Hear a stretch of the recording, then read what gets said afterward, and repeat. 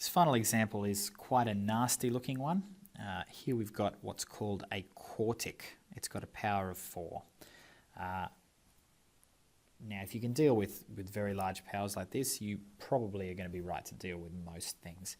A quartic is allowed to have 3 bends in it, so it could potentially look like that, like a W or a M kind of shape. As you increase the power, the number of potential turns increases. So having a look at this function, as always, we should find the first derivative. Should be the first thing we do always, because we're almost always going to use it. You can also note the y-intercept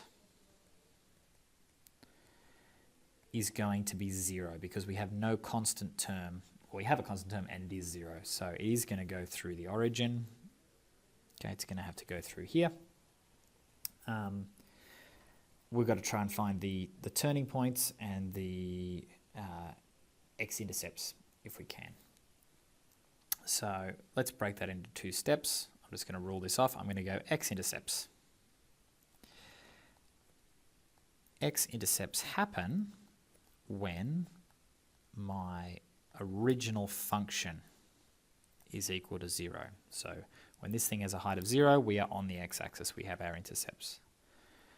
In this particular case, f of x is x to the 4 minus 2x squared.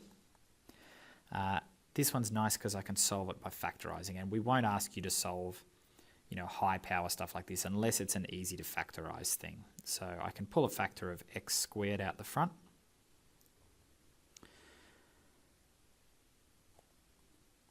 And I get 2 things.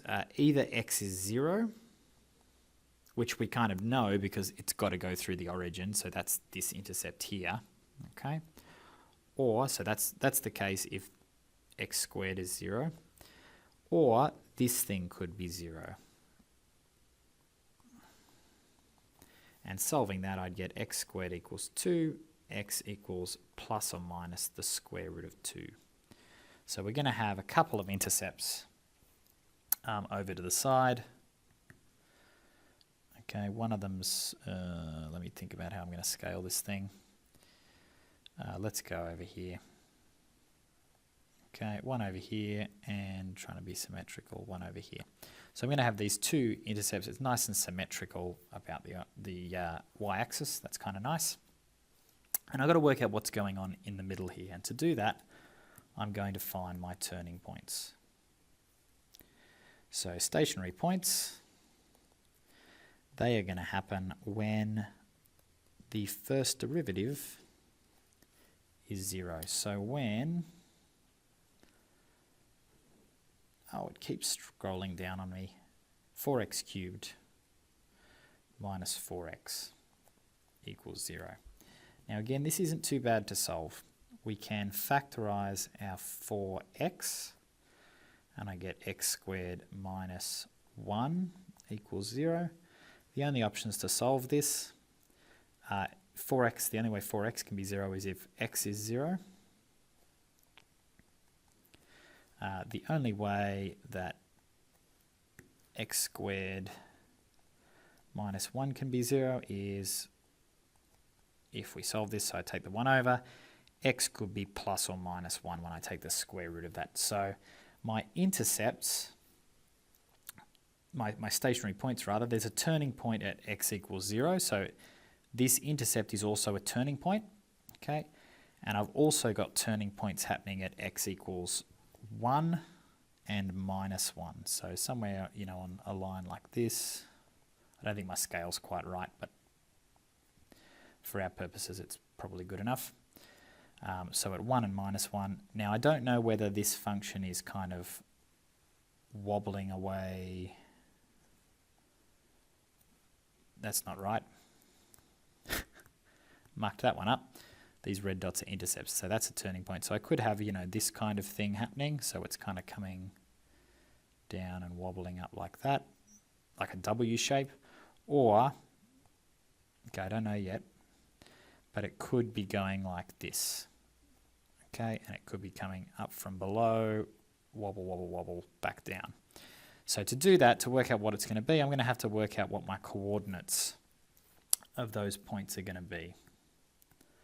So I need to work out what's f of 0. Actually, I don't need to work out f of 0 because I know it goes through the origin. Sorry, so it does go through that point. I don't need to consider this case here, but I can consider these cases. I'm going to work out f of 1 and f of minus 1. Again, I can't remember the function, x to the 4 minus 2x squared. So it's 1 to the 4 minus 2 times 1 squared. This is going to be nice. I'm going to get 1 minus 2. This is going to be minus 1. And I should probably get the same answer here.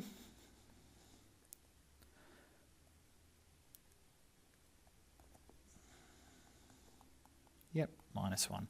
So my two turning points are going to be 1 minus 1 and minus 1, minus 1. So in fact, my turning points are happening down here and down here. And so we can see this is going to be kind of a W shape. So it's got a cut at these locations, and it's got a cut here, but that's also a turning point. So that's going to be a turning point going that way, a maximum. This is going to be a turning point that way, and so is this one. Those are minima. And then it's just a matter of joining the dots and trying to get a nice even curve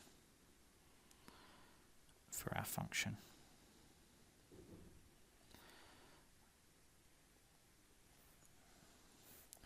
Finally, we should mark our coordinates on. So this is the square root of 2, that x-intercept. This is minus the square root of 2. This guy is minus 1. What did we say the y? It was minus 1, of course. And this was 1 minus 1. And this point is 0, 0. And we've sketched that initially rather nasty looking quartic function, but we can see it's actually got some quite nice symmetry to it, and it's not too bad to sketch.